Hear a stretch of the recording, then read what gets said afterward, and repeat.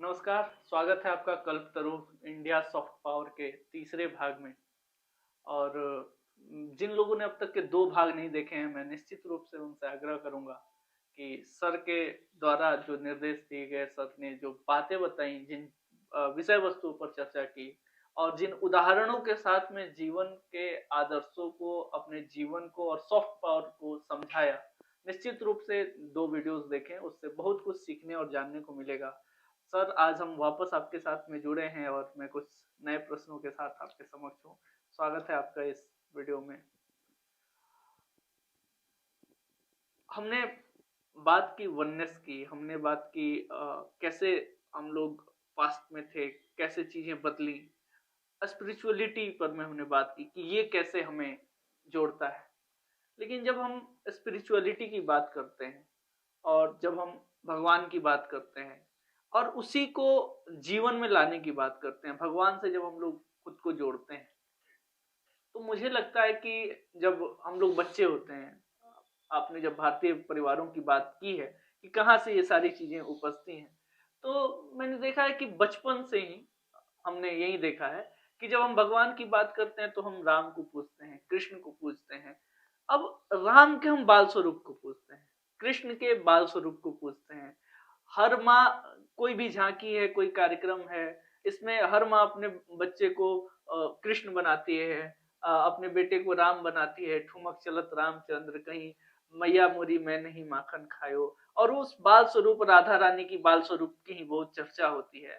तो ये, इसका कोई ठोस कारण है या ये कोई परंपरा है, वाचिक परंपरा है, या देखते देखते ये चीजें आ गई हैं, या इसके पीछे कुछ एक तर्क है, कोई रीजन है, कुछ है? तो इस पर मैं, जब आप इन चीजों पर मैं आपने अध्ययन किया है, तो इस पर मैं आपके क्या विचार हैं? देखिए ये चाइल्ड फॉर्म में अभी जैसे जो रिसेंटली कुछ दिन पहले रामलाला जी का जो मंदिर की स्थापना हुई, उसमें भी राम जी को बाल्य अवस्था में दिखाया बाल गया, अवस्था में। कृष्ण भगवान का भी बाल्य अवस्था। इसके ऊपर मैंने एक बार कहीं पढ़ा था कुछ बातें। बेसिकली वो कॉन्शियसनेस से रिलेटेड है, लेकिन उसको थोड़ा उदाहरण के द्वारा मैं बताने की कोशिश करूंगा, क्योंकि मुझे उस स्पिरिचुअल फील्ड में डिटेल्स में नहीं जाना है उसमें, लेकिन एक जनरल बता रहा हूँ। जैसे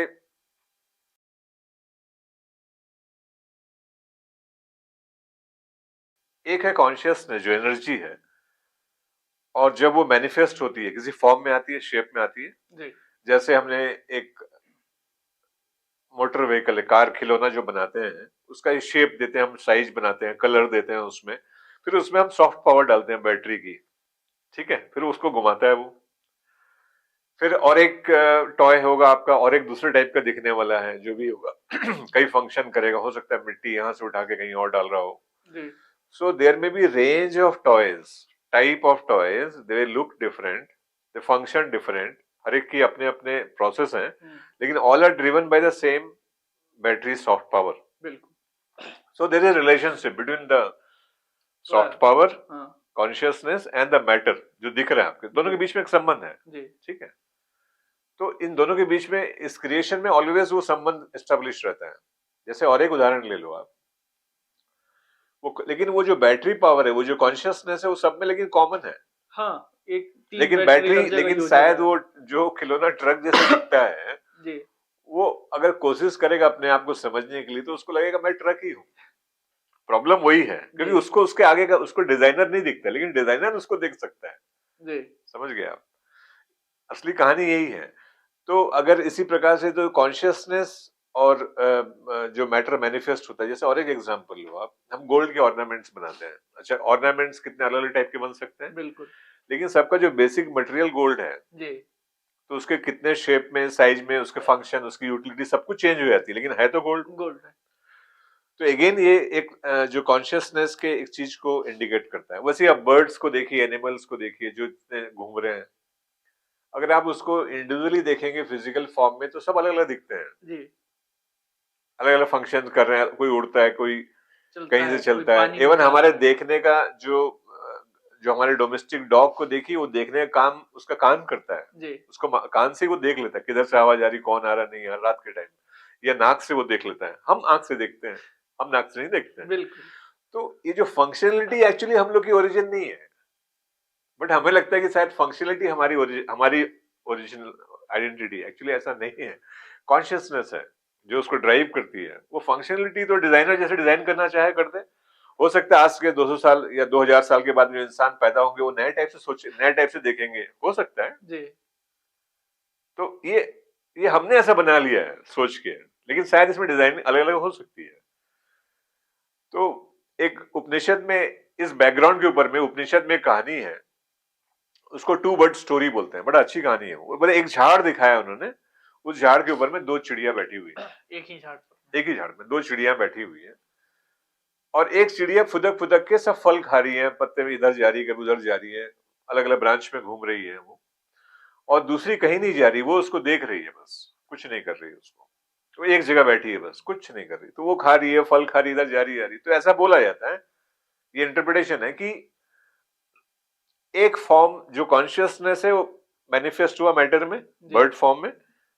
एक जो कॉन्शियसनेस है वो टाइम डिपेंडेंट है, मतलब वो देख रहा है जी प्रकृति को, जीवन को देख रहा जीवन को है। देख फल आ रहा है, झाड़ है, खा रहा है, रहना है, बॉडी है, सब कुछ सब कुछ सब कुछ, समझ गया आप? जी तो वो कॉन्शियसनेस जब मैटर फॉर्म में आके वो एग्जैक्टली टाइम डिपेंडेंट फिनोमेना में वो पार्टिसिपेट कर रहा है। ये बंदा जो देख रहा है ये पार्टिसिपेट नहीं कर रहा है, ये सिर्फ उसको उसको देख रहा ऑब्जर्व है। कर रहा है, उसको अपने अंदर ले रहा है देख करके। हाँ, उसमें ना वो टाइम वाली चीज नहीं, वो एवर एब्सोल्यूट कॉन्शियसनेस है वो, जी एब्सोल्यूटनेस है। मतलब उसमें कोई उसको शेप लेने लिया है, ठीक है, लेकिन वो एब्सोल्यूट कॉन्शियसनेस है, पूर्ण चेतना है, वो देख रहा है बस। वो वैसे ही रहता है, उसमें कोई डिके नहीं होगा।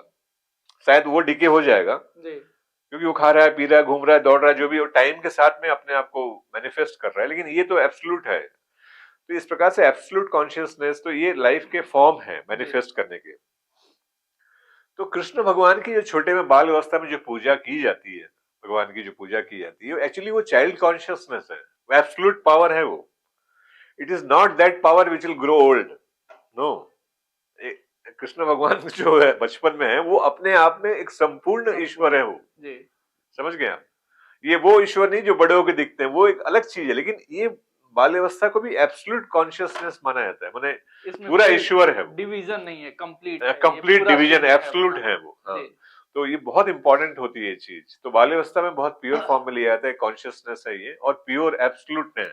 इसमें कोई टाइम डिपेंडेंट वाली चीज नहीं जो आज बड़ा हो जाएगा छोटा हो जाएगा, ऐसा नहीं है। सो उस एब्सोल्यूटनेस को जब हम डिपिक्ट करते हैं मैनिफेस्टेशन के फॉर्म में, तो बच्चों को दिखाते हैं, ऐसा मैं सोचता हूँ।